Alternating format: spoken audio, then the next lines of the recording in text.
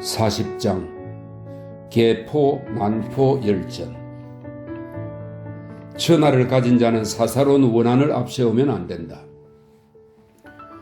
계포는 초나라 사람으로 약한 자를 돕고 의로운 행동을 하는 것으로 초나라에서 이름이 있었다.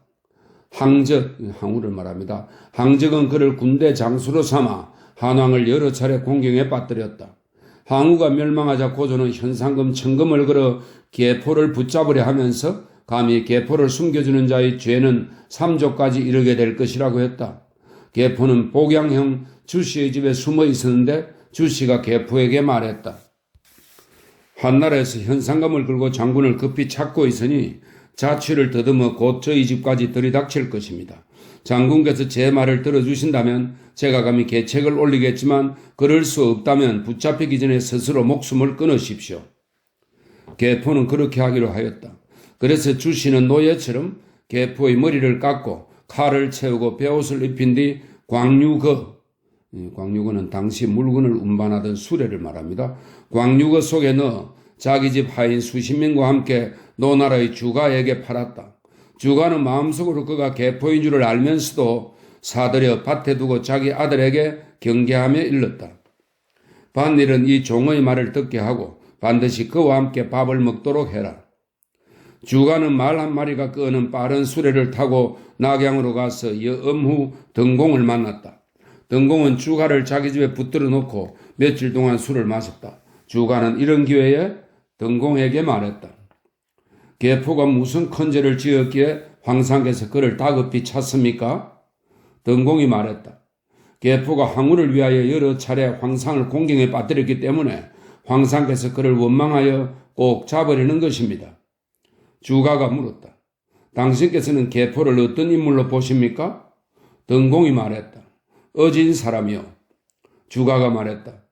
신하는 저마다 자기 군주를 위하여 일합니다. 계포가 항적을 위해서 일한 것은 할 일을 다한 것뿐입니다. 항우의 신하라면 정녕 모조리 죽여야 합니까? 지금 황상께서는 이제 막 천하를 얻으셨는데 유독 자신의 사사로운 원한으로 한 사람을 찾고 있으니 어찌 천하 사람들에게 황상의 좁은 도량을 보이신단 말입니까? 게다가 계포 같은 어진 사람을 한나라가 이렇게 다급히 찾는다면 계포는 북쪽 흉노로 달아나든가 남쪽 월나라로 달아날 것입니다. 이는 장사를 끓여서 적국을 이롭게 하는 것으로 오자스가 초나라 평왕의 묘를 파헤쳐 그 시신을 매질한 것과 같은 원인을 만드는 일입니다. 당신은 어째서 이 일을 조용히 황상께 말씀드리지 않으십니까? 여어무 등공은 주가가 의협심이 대단한 사람임을 알고 있었으므로 계포가 그의 집에 숨어 있을 것으로 짐작하고는 허락하여 말했다. 알겠소. 등공이 기회를 보아 주가의 생각을 말하자 고조는 계포를 용서했다. 그 무렵 여러 공경은 모두 계포가 자신의 강직한 성격을 누르고 유순해진 것을 칭찬하였고 주가도 이 일로 인하여 그 시대에 이름을 날렸다. 그로부터 얼마 후 계포는 고조의 부름을 받았는데 계포가 사죄하자 고조는 그를 낭중으로 임명했다. 아부가 천하를 뒤엎을 수 있다. 효해제 때 계포는 중랑장이 되었다. 일찍이 선우가 편지를 보내 여태우를 모욕하고 거드름을 피운 일이 있었다. 여태우는 매우 노여워하며 장수들을 불러 이 일을 의논하였다. 상장군 번쾌가 말했다. 신에게 군사 10만 명을 주시면 흉노 한가운데를 종행으로 누비고 다니겠습니다. 장수들은 모두 여태우의 비위를 맞추어 아부하여 말했다. 좋습니다. 계포가 말했다. 번쾌의 목을 베어야 합니다. 고조께서는 군사 40여만 명을 이끌고도 평승에서 공경을 당하셨는데 지금 번쾌가 어떻게 10만 명의 군사로 흉노 한가운데를 누비고 다닐 수 있겠습니까? 이는 태우를 눈앞에서 속이는 말입니다. 게다가 진나라가 흉노 정벌을 일삼았기 때문에 진성 등이 반란을 일으킬 수 있었던 것입니다. 지금 그 상처가 아물지도 않았는데 번쾌는 다시 눈앞에서 아부하며 천하를 흔들어 놓으려 하고 있습니다. 이때 궁전 위에 있던 사람들은 모두 두려워했고 태우는 조회를 끝내고 다시는 흉노를 징벌하는 일을 논의하지 않았다. 소신껏 행동하라. 계포는 하동군의 군수가 되었다. 효문제대 계포를 현명하다고 말하는 이가 있어 효문제는 계포를 불러 의사대부로 삼으려고 하였다. 그런데 또 어떤 이는 계포가 용맹하기는 하지만 술버릇이 있어 가까이 두기 어렵다고 말했다. 계포는 부름을 받고 장안에 이르러 숙소에서 한 달이나 머물렀지만 황제는 불러보기만 할 뿐이었다. 그러자 계포는 황제 앞으로 나아가 이렇게 말했다. 신은 공로도 없이 총애를 받아 하동에서 죄를 기다리고 있습니다.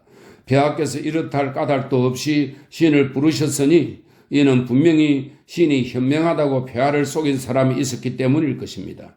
지금 신이 왔으나 폐하로부터 어떠한 임무도 받지 못하고 되돌아가게 되었으니 이는 틀림없이 어떤 사람이 신을 헐뜯었기 때문일 것입니다. 폐하께서 어떤 사람의 칭찬을 듣고 신을 부르시고 어떤 사람의 헐뜯는 말을 듣고 신을 돌려보내시니 신은 천하의 지혜로운 사람들이 이런 말을 듣고 폐하의 식견을 의심할까 두렵습니다. 황제는 이 말을 듣고 부끄러워 한동안 있다가 이렇게 말했다. 화동군은 내 넓적다리와 다름없는 군이므로 각별히 그대를 부른 것뿐이요. 그러나 계포는 사직 인사를 하고 하동 군수 자리로 돌아가 버렸다. 황금 백근보다 계포의 말 한마디가 더 낫다. 초나라 사람 조구생은 말솜씨가 뛰어난 선비로 여러 차례 군세를 빌려 일을 처리해주고 그 대가로 돈을 받았다. 그는 귀인 조동 등을 섬기고 두 장군, 이 문제의 손의 처남을 말합니다. 두 장군과도 사이가 좋았다. 계포는 이 소문을 듣고 두 장군에게 편지를 보내 이렇게 간언하였다. 제가 듣건대 조구생은 장자가 아니라고 하니 그와 왕래하지 마십시오. 조구생은 초나라로 돌아가면서 계포를 만나기 위해 두 장군에게 소개글을 받으려고 하였다. 이에 두 장군이 말했다. 계장군은 그대를 좋지 않게 생각하고 있으니 가지 마시오. 그러나 조구생은 굳이 소개글을 받아 떠났다. 조구생은 먼저 사람을 시켜 계포에게 두 장군의 글을 보냈다. 계포는 짐작대로 몹시 화가 나서 조구생을 기다리고 있었다. 조구생은 도착하자 계포에게 업한 뒤 이렇게 말했다. 초나라 사람들 속담에 황금 백근을 얻는 것이 계포의 허락 한마디를 받는 것만 못하다라는 말이 있는데 당신은 어떻게 양나라와 초나라 사이에서 이러한 명성을 얻게 되셨습니까? 저도 초나라 사람이고 장군도 초나라 사람입니다. 제가 떠돌면서 장군의 이름을 널리 알린다면 설마 천하에서 귀하게 되지 않겠습니까? 당신은 어찌하여 저를 매몰차게 거절하십니까? 계포는 이에 크게 기뻐하며 그를 안으로 맞아들이고는 여러 달 동안 머물게 하며 상객으로 정성껏 대접하고 많은 선물을 주어 보냈다. 계포의 명성이 더욱더 높아진 것은 조구생이 그의 이름을 알렸기 때문이다. 의협심 있는 계심.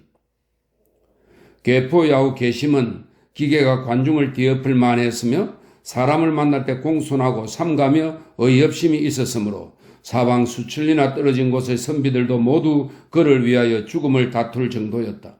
그는 일찍이 사람을 죽이고 온나라로 달아나 원사의 집에 숨기도 했다. 그는 원사를 윗사람으로 모시고 관부와 적복 등의 무리를 아우처럼 돌보았다. 그는 일찍이 중사마로 있었기 때문에 중위, 질도도 그를 예우하지 않을 수 없었다. 또한 젊은 사람들 중에는 은밀히 계심의 이름을 빌려 행동하는 자도 있었다. 당시 계심은 용맹으로 계포는 믿음으로 관중의 이름을 떨쳤다. 충성을 다하지 않은 신하의 종말. 계포의 외삼촌 정공이 초나라 장수가 되었다. 정공은 항우를 위하여 고조를 뒤쫓아가서 팽성 서쪽에서 궁지로 몰아넣고 단병으로 붙어 싸워 고조를 위험하게 만들었다. 고조는 정공을 돌아보며 말했다. 우리는 둘 다 어진 사람인데 어찌 서로 해치려 할 필요가 있겠소? 이 말을 듣고 정공이 군대를 철수하자 한왕은 포위에서 풀려 돌아올 수 있었다. 항우가 멸망한 뒤에 정공은 고조를 찾아갔다. 고조는 정공을 군대 안에서 박해하고 이렇게 말했다. 정공은 항왕의 신하이면서 충성을 다하지 않았으니 항왕이 천하를 잃도록 한 자는 바로 정공이다. 그러고 나서 정공을 베어 죽이고는 이렇게 말했다. 후세에 남의 신하가 된 사람으로 정공을 본받는 일이 없도록 하기 위해서이다. 사느니 죽는 것이 낫다. 남포는 양나라 사람으로 처음에 양나라 왕 팽월이 평민일 때 서로 교유하였는데 둘 다 가난하여 제 나라에서 머슴살이를 했고 한 술집에서 머슴살이를 하기도 했다. 몇 년 뒤 팽월은 떠나 거야에서 도적이 되었고 남포는 어떤 사람에게 납치되어 팔려가 연나라에서 종이 되었다. 남포가 주인을 위하여 원수를 갚아주자 연나라 장수 장도가 도위로 발탁하였다. 뒤에 장도는 연나라 왕이 되어 난포를 장수로 삼았다. 장도가 모반하자 한나라는 연나라를 치고 난포를 사로잡았다. 양나라 왕 팽월은 이 소식을 듣고 황제에게 부탁하여 난포의 죗값을 돈으로 치르고 양나라의 대부로 삼았다. 난포가 사신으로 제나라에 갔을 때 한나라는 팽월을 불러 모반 죄를 물어 삼족을 멸하고 팽월의 머리를 낙양에 매달아 놓고 다음과 같이 소설을 내렸다. 감히 그의 머리를 거두어 돌보려는 자가 있으면 체포하라. 난포는 제나라에서 돌아오자 팽월의 머리 앞에서 사신으로 갔던 일을 아뢰고 제사를 지내며 통곡하였다. 관리가 난포를 체포하고 그 사실을 고조에게 아뢰었다. 고조는 난포를 불러 꾸짖어 말했다. 네 놈도 팽월과 같이 모반하였느냐? 내가 그놈의 머리를 거두지 못하도록 했거늘 네 놈만이 제사를 지내주고 통곡하니 팽월과 함께 모반한 것이 분명하다. 저놈을 빨리 삶아 죽여라. 관리가 그를 잡아 끓는 물로 데려가려는데 난포가 돌아보며 말했다. 한마디만 하고 죽게 해주십시오. 고조가 말했다. 무엇을 말하려느냐? 난포가 말했다. 폐하께서 팽성에서 공경에 처하고 형량형과 선고의법 사이에서 패하셨을 때 항왕이 서쪽으로 나아갈 수 없었던 것은 팽왕이 양나라 땅을 지키면서 한나라와 힘을 합쳐 초나라를 힘들게 했기 때문입니다. 그때 팽왕이 한쪽만 돌아보며 초나라 편을 들었다면 한나라가 무너졌을 것이고 한나라 편을 들었다면 초나라가 무너졌을 것입니다. 또 해하 싸움에서도 팽왕이 참가하지 않았다면 항우를 멸망시키지 못했을 것입니다. 천하가 평정된 뒤 팽왕은 부제를 나누어 받고 봉토를 받았으며 또한 이것을 자손 대대로 전하려고 하였습니다. 그런데 이제 폐하께서는 양나라에서 한 차례 군대를 모을 때 팽왕이 병들어 나가지 못하자 모반했다고 의심하였습니다. 그 증거도 드러나지 않았는데 아주 작은 안건을 가지고 가혹하게 그를 죽이고 가족까지 멸하셨습니다. 시는 공신들 스스로 위험을 느낄까 염려스럽습니다. 이제 팽왕이 이미 죽었으니 시는 사는 것보다 죽는 편이 차라리 낫습니다. 삶아 죽이십시오. 결국 고조는 즉시 남포의 죄를 용서하고 도위로 삼았다. 치욕을 참아야 사람 구실을 할 수 있다. 남포는 효문제 때 연나라 재상이 되었다가 장군까지 이르렀다. 남포는 드러내놓고 말했다. 힘들 때 치욕을 참지 못하면 사람 구실을 할 수 없고 부귀할 때 뜻대로 하지 못하면 현명하다고 할 수 없다.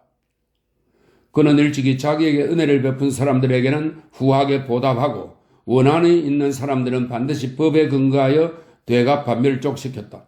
오나라와 초나라가 반란을 일으켰을 때 그는 군공을 세워 유후로 봉해지고 또 연나라 재상이 되었다. 연나라와 제나라에서는 모두 난포를 위하여 사당을 세우고 난공사라고 하였다. 효경제 중원 5년에 난포가 죽자 아들 뿐이 그의 자기를 이어 태상이 되었으나 제사에서는 희생을 법령대로 하지 않았기 때문에 벌을 받고 본국을 잃었다. 태사공은 말한다. 항우는 기계로 개포는 용감함으로 초나라에서 이름을 드날렸으며 여러 차례 군대를 이끌고서 적군을 쳐부수고 적기를 빼앗았으므로 장사라고 할 수 있다. 그러나 그가 형벌을 받고 다른 사람의 노예가 되어서까지 스스로 목숨을 끊지 않았으니 얼마나 그 자신을 낮춘 것인가.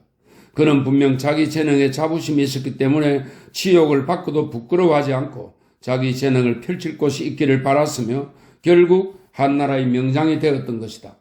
현명한 사람은 진실로 자기 죽음을 귀중히 여긴다. 저 비척이나 천한 사람이 붕괴하여 스스로 목숨을 끊는 것은 진정한 용기라고 할 수 없고 그들이 바라는 것을 실현할 방법이 없었을 뿐이다. 난포는 팽우를 위하여 통곡하고 끓는 물속으로 들어가기를 마치 제 집으로 돌아가듯이 하였으나 이는 진실로 그가 삶과 죽음에 대해서 처신할 바를 알고 죽음을 겁내지 않은 것이다. 비록 지난날의 열사라도 남포보다 더 이상 무엇을 더할 수 있겠는가?